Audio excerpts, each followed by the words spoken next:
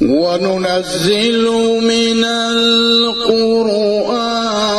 مَا هُوَ شِفَاءٌ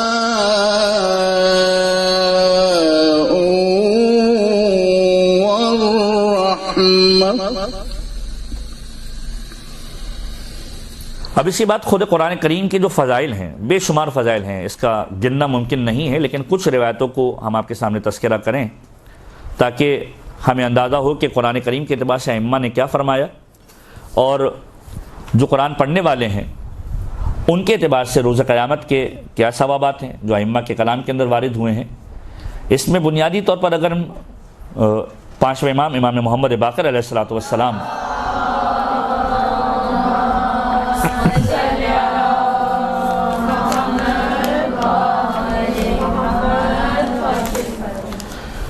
کی روایت کا سہارا لیں تو امام نے فرمایا کہ 3 طرح کے گروہ ہیں جو قرآن کریم کو تلاوت کرتے ہیں یا پڑھتے ہیں۔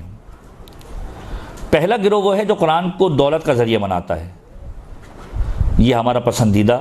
نہیں ہے۔ یہ روایت کا خلاصہ ہے، دقیقاً روایت میں آپ کے سامنے عرض نہیں کر رہا، روایت کا خلاصہ ہے کہ ایک پہلا وہ ہے جو قرآن کو دولت کا ذریعہ بناتے ہیں کہ قرآن کے ذریعے سے دولت کمائیں، دولت کما لیتے ہیں لیکن پروردگار عالم کی بارگاہ میں بھی اور اہل بیت کی بارگاہ کے اندر بھی پسندیدہ نہیں ہے۔ دوسرا گروہ وہ ہے جس نے قرآن کو حفظ کیا ہوا ہے لیکن حدود پروردگار عالم کی احتیاط نہیں کرتے، اللہ تعالیٰ کی بنائی ہوئی حدود کا احتیاط نہیں کرتے۔ معاشرہ بھرا پڑا ہے ایسے لوگوں سے، ہمارے سامنے بے شمار مثالیں موجود ہیں سوشل میڈیا کے اوپر، فیس بک، واٹس ایپ، آپ روزانہ کی بنیاد پر دیکھتے ہیں۔ اب تو ماشاءاللہ لوگوں کے اندر آگاہی اتنی ہو گئی ہے کہ قرآن کریم کے بجائے فیس بک، واٹس ایپ اور ان چیزوں سے ہم لوگ استفادہ زیادہ کرتے ہیں۔ تو حفظ کرنے والے حافظ قرآن حفظ کیا ہوا ہے لیکن حدود کی احتیاط نہیں ہے۔ یہی قرآن کہتا ہے کہ آپ کو کس انداز سے دوسروں سے پیش آنا ہے، لیکن ہم دیکھتے ہیں کہ معاشرے کے اندر جو حافظ قرآن ہے اس کی زبان میں کتنی تاثیر موجود ہے۔ یہی قرآن کہتا ہے کہ اپنے آپ کو پاک و پاکیزہ بنانا ہے، اپنے نفس کو پاکیزہ کرنا ہے اس قرآن کی تلاوت کے ذریعے سے، لیکن جو معاشرے کے اندر حافظین قرآن کی زبان سے پھول جھڑتے ہوئے ہم دکھتے ہیں وہ بھی آپ بہرحال جانتے ہیں۔ تو بے شمار اس کی مثالیں ہو سکتی ہیں، اس کو آپ مزید ایلوبریٹ کر سکتے ہیں اگر ایک لفظ کے اندر، ایک جملے کے اندر جو معصومین کے جملوں سے عکس کیا ہوا ہے کہ دوسرا گروہ ہے کہ جنہوں نے قرآن کو حفظ کیا ہے لیکن حدود خدا کی احتیاط نہیں کرتے اور پروردگار عالم کی بارگاہ میں اور ائمہ کی بارگاہ کے اندر بھی یہ پسندیدہ نہیں ہے۔ تیسرا گروہ جو معصوم نے فرمایا کہ کچھ قاری قرآن، اب یہاں پر حافظ قرآن نہیں کہا، حفظ کرنا بہت ہی اچھی بات ہے اور بہت ہی کمال کی منزل ہے، لیکن امام نے فرمایا کچھ قاری قرآن ایسے ہیں، قرآن کے پڑھنے والے ایسے ہیں جو اپنے قلب کی شفا کے لیے قرآن کو پڑھتے ہیں۔ ایسے لوگ ہمیں پسند بھی ہیں کہ جو قرآن کے ذریعے سے اپنے قلوب کو شفا دینا چاہتے ہیں۔ اب یہاں پر امام حسن عسکری علیہ السلام کا ایک جملہ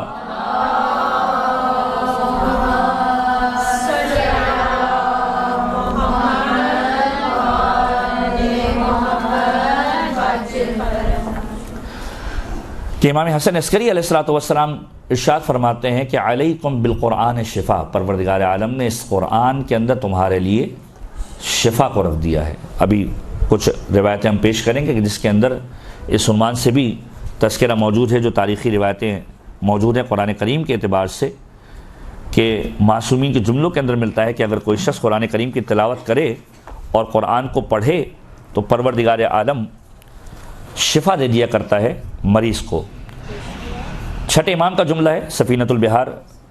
بہار کے اوپر جو دوسری کتاب لکھی گئی سفینۃ البحار کے اندر یہ روایت کو یکجا کیا گیا، لو قرئت الحمد علی میت 70 مرہ ثم ردت فیہ الروح ما کان عجبا، کہ اگر یعنی اس ذیل کے اندر جو امام حسن عسکری نے جملہ کہا اس کے مصداق کے اعتبار سے معصوم کی روایت کیا ہے؟ معصوم فرماتے ہیں کہ اگر فرض کیجئے کہ کسی میت کے اوپر سورہ مبارکہ ہم کو 70 مرتبہ پڑھ دیا جائے تو عجب نہیں کہ پروردگار عالم اس کی روح کو اس میں واپس کر دے۔ یہ سورہ مبارکہ الحمد کی تاثیر کے اعتبار سے بیان کیا گیا کہ 70 مرتبہ اگر قرآن کریم کے سورے کو میت پر بھی پڑھ دیا جائے، یعنی پروردگار عالم نے اتنی تاثیر دی ہوئی ہے کہ الحمد 70 مرتبہ پڑھ دیا تو عجب نہیں کہ وہ میت کے جو مر چکی ہے وہ بھی زندہ ہو جائے، اتنی تاثیر ہے۔ کو جائے یہ کہ ہم کسی بیمار کی بات کریں، یہاں تک کہ روایت ملتے ہیں کہ یہ اتنا فائدہ دینے والا عمل ہے یعنی قرآن کریم کے اندر الحمد کے سورے کو پڑھنا، کہ معصوم فرماتے ہیں کہ اسی ذیل کے اندر یہ جملہ لکھا ہے کہ فی انہ ینفع لشفاء العلیل، اگر کوئی علیل ہے، بیمار ہے، اور الحمد اس کے اوپر 40 مرتبہ پڑھ دیا جائے اور پھر اس پر وہ پانی چھڑک دیا جائے یا اسے پانی پلا دیا جائے تو پروردگار عالم جس مصیبت کے اندر وہ گرفتار ہے اس سے اس کو نجات عطا کر دیا کرتا ہے۔ تو یہ سورہ مبارکہ فاتحہ کے اعتبار سے یہ جملے ملتے ہیں کہ بیمار کو شفا اگر چاہیے تو قرآن کریم کے اندر شفا موجود ہے۔ علیکم بالقرآن شفا، ایسا نہیں کہ سورہ مبارکہ الحمد کے اندر ہر سورے کے اپنے اپنے خواص ہیں، اور شفا کا مطلب یہ نہیں ہے کہ انسان جسمانی بیماریوں سے شفا مانگ رہا ہو، بے شمار ایسی روحانی بیماریاں ہیں کہ جس کا علاج قرآن کریم کے اندر موجود ہے۔ قرآن کریم کی بے شمار آیتیں ہیں جو ہمارے ذہنوں کے اندر بھی محفوظ ہیں، بہت ہی مشہور معروف، جو خواتین کے اندر تو زیادہ مشہور ہوتی ہیں، بہرحال معاشرے کے اندر بھی مشہور ہے۔ نظر بد کے اعتبار سے جو ہم قرآن کریم کی آیت قبط کرتے ہیں وَإِن يَكَادُ الَّذِينَ كَفَرُوا، یہ جو قرآن کریم کی آیت ہے یہ خود ایک علاج ہے نظر بد سے دوری کا۔ یا فرض کیجئے کہ خود نظر بد کے اعتبار سے جو معصومین کی روایت کے اعتبار سے ملتے ہیں جملے اور وسواس یا پریشانیاں یا دوریاں یا جو اسباب نحوست ہیں ان سے دور ہونے کے لیے، یا جنات سے دوری کے لیے، یا وسوسوں سے دوری کے لیے، یا کسی ایسی مخلوق غیر مرئی مخلوق کے حملے سے بچنے کے لیے جو ائمہ کی روایت کے اندر جملے ملتے ہیں کہ معصوم کے جملے ملتے ہیں کہ اپنی عادت بنا لو کہ رات کو سوتے ہوئے آیت الکرسی کی تلاوت کرو تاکہ رات کے شر سے محفوظ ہو جاؤ، اور جب صبح بیدار ہو تو صبح دوبارہ آیت الکرسی کی تلاوت کرو تاکہ دن کے اشرار سے محفوظ رہ سکو۔ تو یہ خود ایک روحانی شفا کا عنصر اس کے اندر موجود ہے، نہ فقط جسمانی شفا بلکہ روحانی شفا بھی اس کے اندر ملحوظ خاطر ہے۔ تو خود امام کا جملہ علیکم بالقرآن شفا، کہ پروردگار عالم نے اس قرآن کے اندر تمہارے لیے شفا کو چھپا کر رکھا ہوا ہے کہ تم اس کے ذریعے سے شفا کو حاصل کرو، چاہے اب وہ روحانی شفا ہو چاہے وہ جسمانی شفا ہو۔ یہاں پر ایک عالم کا ایک عمل بیان کر دیا جائے جو خود میں نے بھی کئی مرتبہ آزمودہ کیا ہے، اور ظاہری اعتبار سے معصومین کی روایت کے اندر میں نے نہیں دیکھا، لیکن جن سے میں نے پوچھا تھا اور علماء حقہ میں سے ہیں ان کا بتایا ہوا عمل کہ جو جوائنٹس کے لیے بہت زیادہ پر اثر ہے، اور اس کو میں نے کئی مرتبہ لوگوں کے اوپر پڑھا بھی ہے، لوگوں کے ساتھ اس کو شیئر بھی کیا ہے، اور جب بھی شیئر کیا ہے تو بہرحال اس کا مثبت جو ہے وہ نتیجہ دیکھا ہے۔ لیکن بہرحال جہاں یہ کلام خدا کے ذریعے سے شفا کا معاملہ ہو وہیں پر انسان دوا کا بھی اہتمام ضرور کرے کہ وہ ساری کی ساری چیزیں پیرالل چلتی رہتی ہیں تاکہ انسان کا جو پورا معاملہ ہے وہ منظم رہے۔ تو جوائنٹس کے اعتبار سے جو ایک عمل ہے وہ ہم آپ کی خدمت میں عرض کر دیتے ہیں تاکہ اگر خدا نخواستہ کسی کے ساتھ ایسا معاملہ ہو تو یہ آپ لوگ شیئر کر سکیں، اور بہرحال جن سے بتایا اس کے لیے ذخیرہ آخرت بن جائے اور ثواب کا باعث بن جائے کہ اگر فرض کیجئے کوئی بچہ ایسا ہے یا کوئی بزرگ ایسا ہے یا کوئی بھی شخص کے جس کو جوائنٹس کی بیماری ہو تو اس کے اعتبار سے جو عمل بتایا گیا کہ 11 مرتبہ ابتدا کے اندر درود پڑھا جائے اور اس کے بعد 11 مرتبہ سورہ مبارکہ الحمد کی تلاوت کی جائے۔ الحمد واحد بیسک کمپوننٹ ہے کہ جس کے اوپر خود اہل بیت اطہار نے، خود پروردگار عالم نے فوکس کیا ہے، اور اس کے ذریعے سے بہت زیادہ تاکید جو ہے وہ روایت کے اندر وارد ہوئی ہے کہ 11 مرتبہ درود، 11 مرتبہ سورہ مبارکہ الحمد، اس کے بعد 11 مرتبہ سورہ مبارکہ اخلاص، یعنی سورہ مبارکہ قل هو اللہ احد، اور اس کے بعد دوبارہ 11 مرتبہ درود۔ اس کو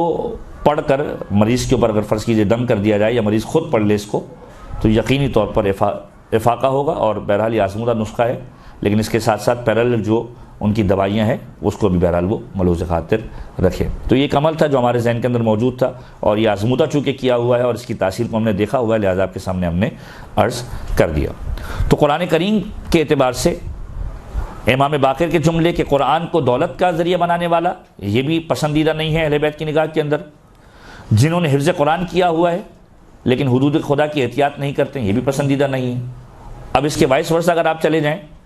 کہ وہ کہ جو قرآن کو دولت کا ذریعہ نہیں بنا رہے اہل بیت کی نگاہ میں پسندیدہ ہیں، وہ کہ جنہوں نے قرآن حفظ کیا ہے اور احتیاط بھی کرتے ہیں، قرآن کی رعایت بھی کرتے ہیں، یقینی طور پر اہل بیت کی بارگاہ میں پسندیدہ ہیں۔ اور تیسرا وہ کہ جو قرآن کریم کو اپنے قلب کی شفا کے لیے تلاوت کرتے ہیں کہ اس کے ذریعے سے ہمیں شفا مل جائے، پروردگار عالم کی بارگاہ میں اور قرآن کو تلاوت کرتے ہیں پروردگار عالم انہیں پسند کرتا ہے۔ اسی لیے مولا کا جملہ ہے علیکم بالقرآن شفا، کہ قرآن نے پروردگار عالم تمہارے لیے قرآن کے اندر شفا کو رکھا ہوا، چاہے وہ جسمانی شفا ہو چاہے وہ روحانی شفا ہو۔ بیشتر امراض ایسے ہوتے ہیں کہ جس کے علاج خود قرآن کریم کے اندر موجود ہے، جیسے ہم نے سورہ الحم کے بارے میں ہم نے عرض کیا کہ 70 مرتبہ اگر فرض کیجئے مردے پر بھی پڑھ دیا جائے تو بعید نہیں کہ پروردگار عالم اسے زندہ کر دیں، یا بیمار کے اوپر 40 مرتبہ پڑھ دیا جائے اور اس پر دم کر دیا جائے یا اس کا پانی چھڑک دیا جائے تو پروردگار عالم اسے شفا دے دیا کرتا ہے۔ اور خود فیور کے اعتبار سے، بخار کے اعتبار سے بھی بعض علماء کہتے ہیں کہ سورہ مبارکہ الحم کا سہارا لیا جائے تو پروردگار عالم افاقہ کر دیا کرتا ہے۔ اسی طریقے سے نظر بد کے اعتبار سے آیتیں ہیں، آیت الکرسی ہے۔ خود وسواس کے اعتبار سے جو وسواس کے اندر مبتلا ہے، اگر وہ اپنی عادتوں کے اندر سورہ مبارکہ ناس اور سورہ مبارکہ فلق کو اپنے وتیرے کے اندر رکھیں اور اپنی عادت کے اندر رکھیں تو یقینی طور پر کچھ نہ کچھ افاقہ انشاءاللہ انہیں محسوس ہوگا۔ اسی انداز سے شفا کے اعتبار سے اگر کسی کو ہیجان کا معاملہ ہو کہ بہت زیادہ ہیجانی کیفیت ہو جاتی ہے اور انسان جو ہے وہ اس کو برداشت نہیں کر پاتا، تو ایسی صورت کے اندر بھی بعض علماء یہ بیان فرماتے ہیں، ظاہری اعتبار سے میں اس روایت کو میں نہیں دیکھ پایا، روایت میرے ذہن کے اندر ہے کہ سورہ مبارکہ طارق کی ابتدائی 10 آیتوں کو انسان اگر تلاوت کرے تو ہیجان کے اعتبار سے علماء بیان فرماتے ہیں کہ انسان اپنے آپ پر قابو کر لیا کرتا ہے کہ اس کے خیالات اور منتشر نہیں ہو پاتے اور مختلف جگہوں پر وہ بھٹک نہیں پاتا۔ تو قرآن کریم کے اعتبار سے امام کا جملہ علیکم بالقرآن شفا۔ اب خود قرآن کریم کے اعتبار سے معصوم کا جملہ، ایک مرتبہ درود پڑھیے محمد والے محمد۔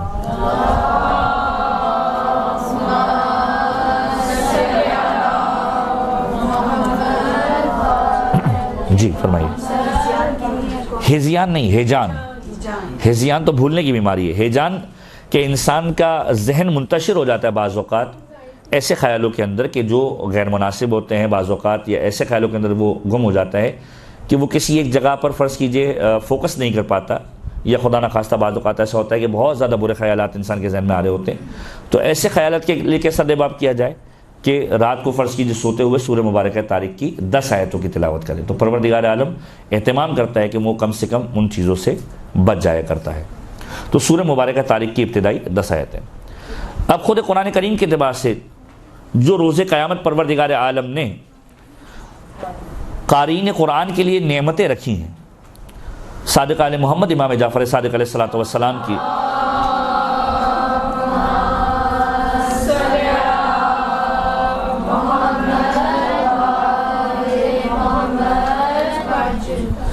روایت کا جملہ کہ روز قیامت قرآن کس طرح مدد کرنے کے لیے آئے گا کہ روز قیامت ہر ایک کو مختلف قسم کی نعمتیں اور مراعات ملیں گی۔ قرآن پڑھنے والے بھی آئیں گے، حافظ قرآن بھی آئیں گے، مومنین بے شمار لوگ موجود ہوں گے۔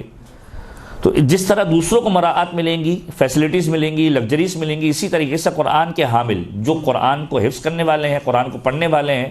قرآن کی حفاظت کرنے والے ہیں، ان کو بھی نعمتیں ملیں گی۔ اور جب ان کو نعمتیں ملیں گی تو پروردگار عالم سوال کرے گا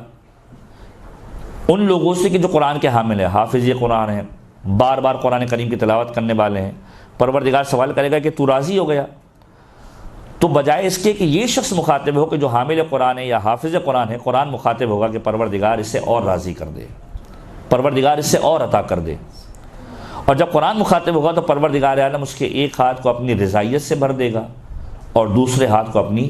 رحمت سے بھر دے گا، کہ ایک ہاتھ میں پروانہ اس عنوان سے ہوگا کہ پروردگار عالم تجھ سے راضی ہے چونکہ تو نے قرآن کریم کی حفاظت کی، تو قرآن کا حامل تھا، قرآن کریم کی تلاوت کیا کرتا تھا۔ لہذا یہی وجہ ہے کہ علماء نے بہت زیادہ فوکس کیا ہے کہ انسان روزانہ کی بنیاد پر کم سے کم قرآن کریم کی کچھ نہ کچھ آیتوں کی تلاوت کرے، اور اتنا زیادہ فوکس کیا گیا ہے کہ جملہ کہا گیا ہے کہ جس طریقے سے انسان جب زمین سے آسمان کی جانب دیکھتا ہے تو رات کی تاریکی کے اندر جب ستارے جگمگا رہے ہوتے ہیں تو ستارے جگمگاتے اسے اچھے لگتے ہیں، اور ستاروں کو باقاعدہ طور پر وہ دیکھ پاتا ہے کہ سیاہ آسمان کے اوپر یہ ستارے روشن ہیں، اسی طریقے سے وہ گھر کے جس کے اندر قرآن کریم کی تلاوت ہو رہی ہوتی ہے، ملائکہ کے لیے وہ زمین پر ایسے جگمگا رہا ہوتا ہے کہ جیسے آسمان پر ستارے جگمگا رہے ہوتے ہیں۔ تو یہ خود قرآن کریم کی فضائل کے اعتبار سے معصومین کا بہت خوبصورت جملہ ہے کہ اپنے گھروں کو اگر اٹینشن دلوانی ہے ملائکہ کے لیے کہ ملائکہ آپ کے گھر کو دیکھ پائیں، کہ جو آپ کے لیے شرف کا باعث ہے کہ ملائکہ کہیں کہ زمین کے اوپر ایک گھر ہے کہ جو جگمگا رہا ہے، جس سے روشنی آ رہی ہے، جس سے نور ساطع ہو رہا ہے، وہ گھر وہ ہو سکتا ہے کہ جس کے اندر قرآن کریم کی تلاوت کی جا رہی ہو۔ جس طریقے سے آسمان پر ستارہ جگمگاتا ہے، اسی طریقے سے زمین کے اوپر جو ہے وہ گھر جگمگاتا ہے ملائکہ کے لیے، آسمان والوں کے لیے، کہ جہاں پر قرآن کریم کی تلاوت ہوتی ہے۔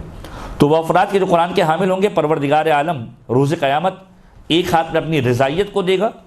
اور دوسرا ہاتھ اپنی رحمت سے بھر دے گا، اور یہ کہے گا کہ جنت تیرے لیے مباح ہے، قرآن پڑھتا ہوا جنت کی منازل کو طے کرتا ہوا چلا جا۔ تو یہ وہ قرآن کریم کے ثوابات ہیں کہ جو ائمہ تعین نے ہم سے بیان کیے ہیں، اور قرآن کریم کو باقاعدہ طور پر فوکس کیا ائمہ تعین نے، اور بار بار ائمہ کے جملوں کے اندر یہ جملے ملتے ہیں کہ اس قرآن کو اپنا دستور بناؤ، اس قرآن کو خدا کی رسی سمجھو، اس سے وابستہ رہو۔ کہ معصوم کا جملہ ملتا ہے کہ یہ قرآن پوری ایک کتاب ہے، فرقان ہے، فرق ڈالنے والی ہے، اور ایک ایسا محکم، ایک ایسا واجب ہے، ایک ایسی واضح ترین چیز ہے کہ جس کے اوپر عمل ہونا چاہیے۔ پھر معصوم کا جملہ جو ملتا ہے امام محمد باقر علیہ الصلوۃ والسلام،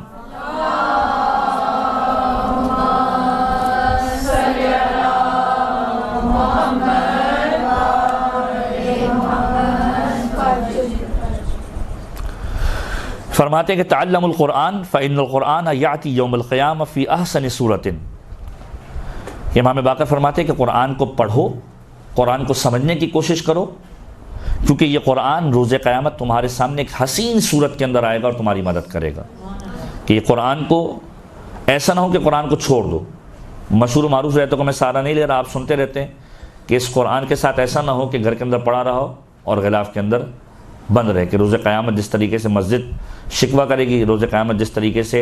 علماء شکوہ کریں گے، اسی طریقے سے روز قیامت قرآن کریم بھی شکوہ کرے گا۔ اور خود قرآن کریم کے اندر سورہ مبارکہ فرقان کے اندر پروردگار عالم نے ارشاد فرمایا کہ پیغمبر نے شکوہ کیا ہے اس بات کا کہ یا قومی، کہ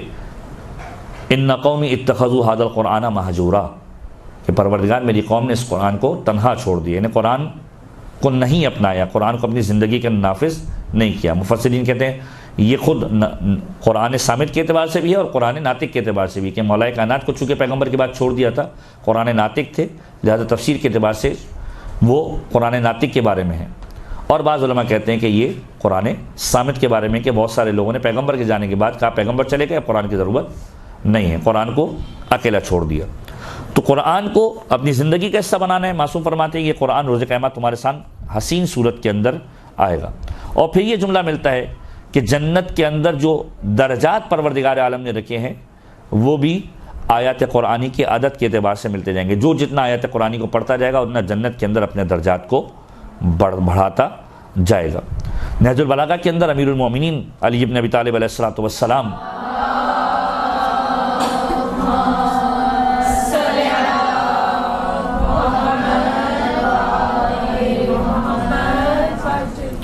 فرماتے علیکم بکتاب اللہ، کہ تم اپنے آپ کو کتاب خدا کے ساتھ مخصوص کر دو، لازم کر دو اپنے لیے کتاب خدا کو۔ فإنہ الحبل المتین، یہ خدا کی وہ رسی ہے کہ جس کا تمہیں سہارا لینا ہے۔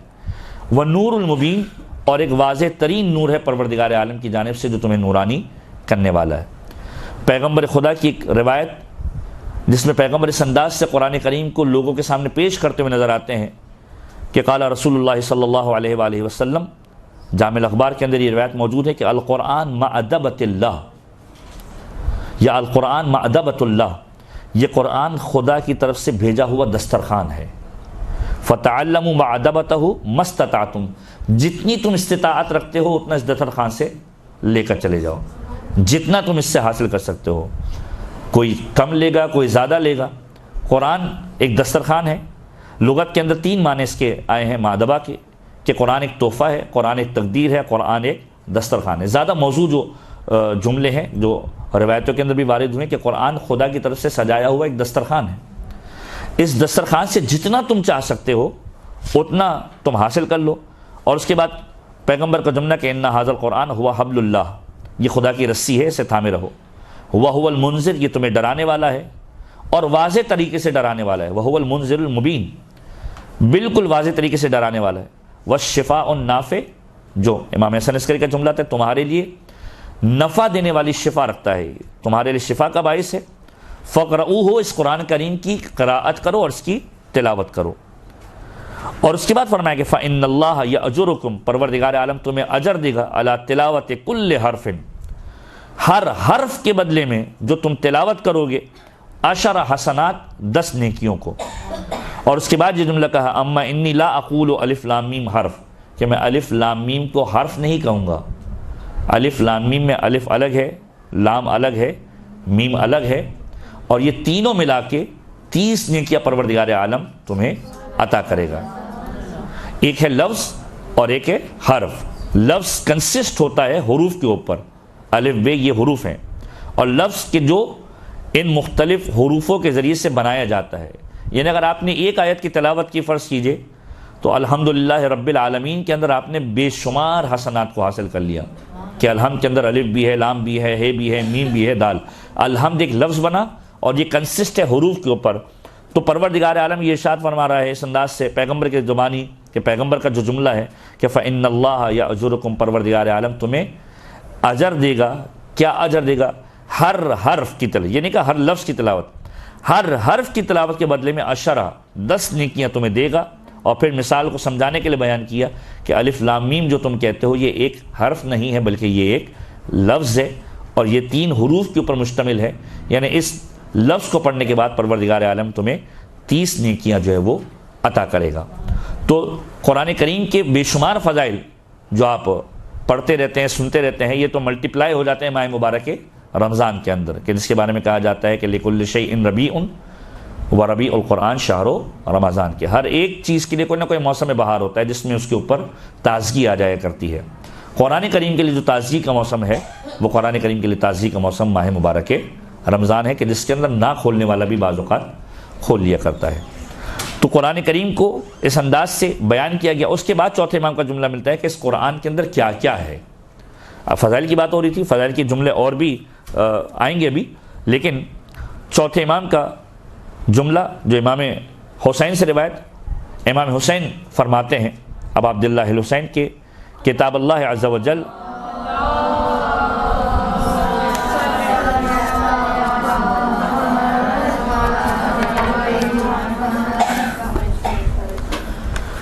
کہ کتاب اللہ عز و جل علی 4 اشیاء،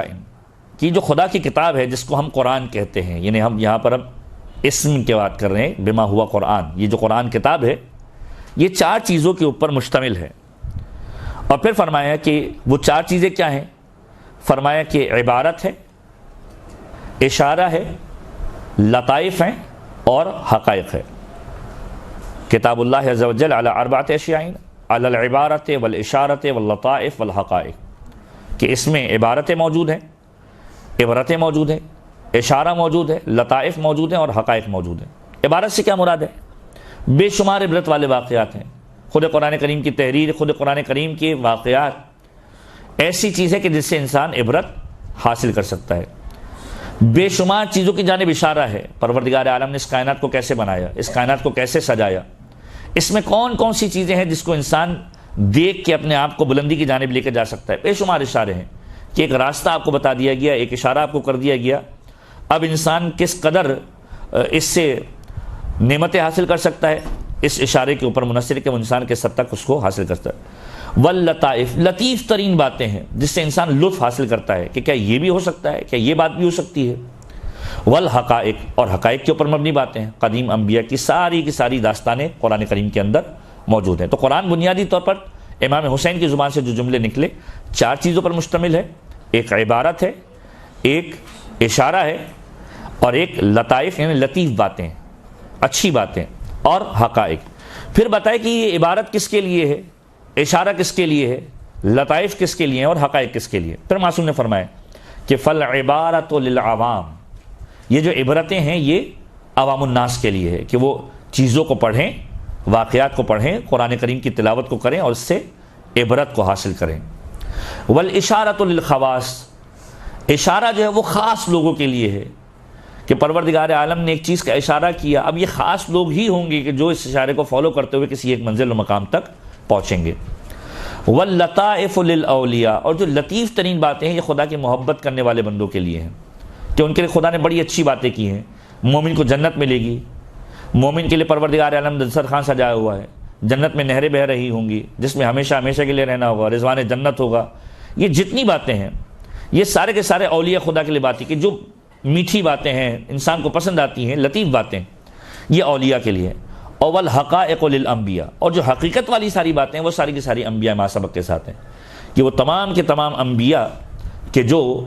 گزرے ہیں ان کے جو واقعات اور جو حقیقتیں بیان کی, کہ حضرت ہود کی قوم کے ساتھ کیا ہوا, حضرت صالح کی قوم کے ساتھ کیا ہوا. سورہ مبارکہ الحاقہ کے اندر تذکرہ کیا,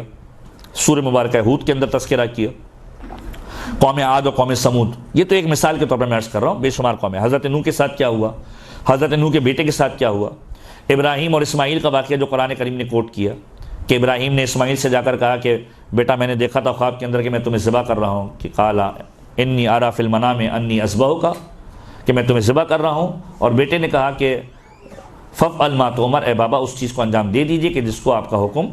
جو آپ کو حکم دیا گیا ہے. ستجدنی انشاءاللہ من الصابرین, آپ مجھے صبر کرنے والوں میں سے پائیں گے. یا حضرت نوح نے اپنے بیٹے کے بارے میں قرآن کریم کوٹ کرتا ہے کہ جب حضرت نوح کا طوفان آیا, اپنے بیٹے کے بارے میں کہا کہ اے پروردگار میرا بیٹا اس پہاڑ کے اوپر ہے. قرآن نے کہا فإنہ لیس من اہلک, وہ تمہارے اہل میں سے نہیں, ایسے چھوڑ کر چلے جاؤ. یا اسی طریقے سے قوم ہود, قوم سمود, یا حضرت سلیمان کی پوری داستان, یا سورہ کہف کے اندر حضرت موسیٰ اور حضرت خضر کی پوری داستان. یہ سارے کے سارے وہ حقائق ہیں جو قرآن کریم نے بیان کیا, اور اس کا تعلق جو ہے وہ انبیاء سے ہے. تو اس دوسرے سیشن کے اندر جو ہم نے بات کی وہ قرآن کریم کے فضائل کے اوپر کی, کہ قرآن کریم کے فضائل جو ائمہ نے بیان کیے ہیں, کہ یہ قرآن تمہارے لیے باعث شفا ہے, یہ قرآن تمہارے قلوب کو شفا دینے والا ہے, اسی طریقے سے تمہارے جسم کو بھی شفا دینے والا ہے. یہ قرآن خدا کی رسی ہے کہ جس کو تھامے رکھنا ہے, ہر حرف کے بدلے میں پروردگار عالم نیکیاں عطا کرنے والا ہے. یہ قرآن 4 چیزوں کے اوپر مشتمل ہے.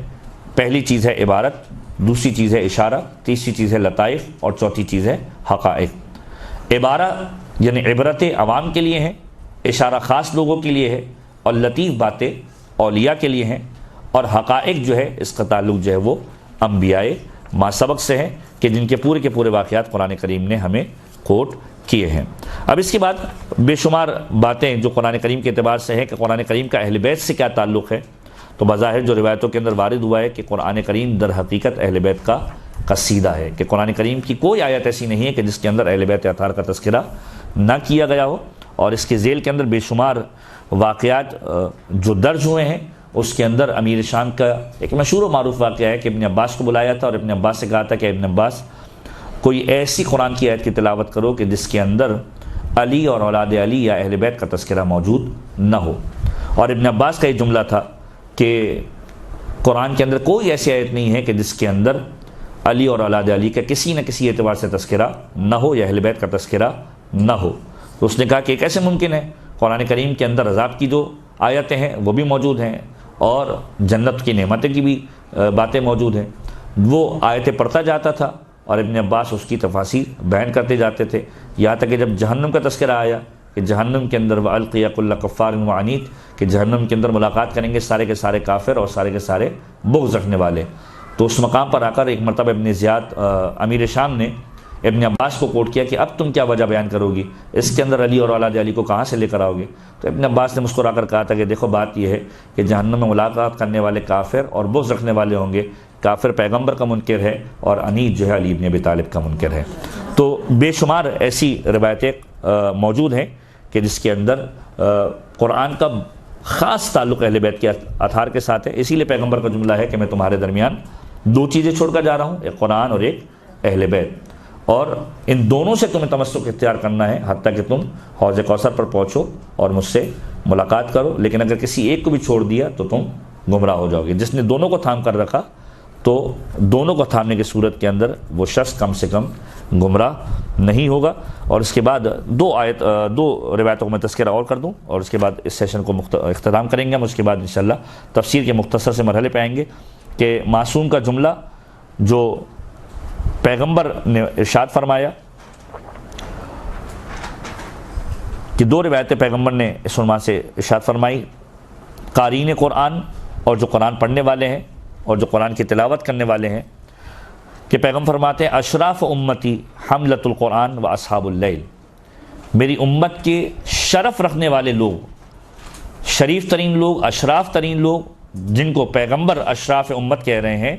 وہ ہیں کہ جو حامل قرآن ہے، یعنی حافظ قرآن ہے اور جن کے پاس قرآن موجود ہے۔ وہ اصحاب اللیل، اور جو رات کو جاگ کر قرآن کریم کی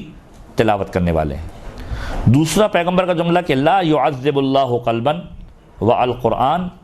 پروردگار عالم اس قلب کے اوپر، اس دل کے اوپر کبھی بھی عذاب نہیں کرتا جس کے اندر قرآن کریم موجود ہوتا ہے۔ تو پروردگار عالم سے ہم دعا کرتے ہیں کہ پروردگار ہمیں قرآن سے مانوس بھی رکھے، قرآن کریم کے قریب بھی کرے، اور قرآن کریم کو اگر استطاعت ہے اور ہماری حیثیت ہے تو ہمیں قرآن کریم کو حفظ کرنے کی توفیق بھی عنایت کرے، اور جو حفظ کیا ہوا ہے اسے بار بار یاد کر کے باقی رکھنے کی بھی توفیق عطا فرمائے، اور قرآن پر نہ فقط یہ کہ قرآن کو پڑھنے کی توفیق دے، بلکہ قرآن کریم کو اس انداز سے اپنی زندگی کے ڈھالنے کی کوشش کریں کہ قرآن کریم ہماری زندگی کا ایک جز بن جائے، زندگی کا ایک حصہ بن جائے، اور قرآن کریم کے ذریعے سے اپنی جسمانی اور اپنی روحانی بیماریوں کو ہم دور کر سکیں۔ جس طریقے سے قرآن کریم کی تلاوت اگر گھر میں کی جاتی ہے تو وہ اہل سما کے لیے، آسمان والوں کے لیے ستاروں کی مانند جگمگاتا ہے۔ تو پیغمبر خدا کا جملہ ہے جو روایتوں کے اندر وارد ہوا ہے کہ نوروا بیوتکم بتلاوت القرآن، اپنے گھروں کو منور کرو تلاوت قرآن کے ذریعے سے، ولا تتخذوها قبورا، اور انہیں قبریں نہ بناؤ، یعنی جہاں پر قرآن کریم کی تلاوت نہیں ہوتی وہ گھر ہوتے ہیں لیکن قبر کی مانند ہوتے ہیں، لہذا اپنے گھروں کو قبر نہ بناؤ۔ کما فعلت یہود والنصارى، جیسا کہ نصارہ اور یہود نے کیا کہ ان کے درمیان کتابیں آئیں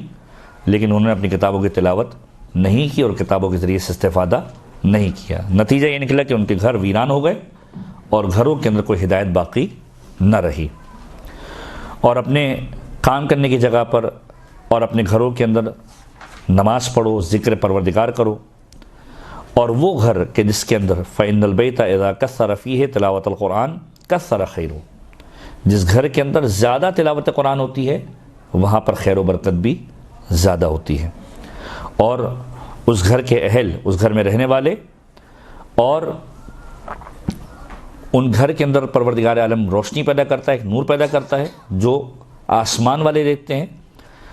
ایسا دیکھتے ہیں جیسا کہ ستاروں کو زمین والے دیکھتے ہیں آسمان کے اوپر، یعنی وہ گھر اس طریقے سے جگمگا رہا ہوتا ہے۔ ایک اور روایت کہ جو تلاوت قرآن کے اعتبار سے کہ پیغمبر خدا فرماتے ہیں عن نبی صلی اللہ علیہ وآلہ وسلم کہ من قرأ،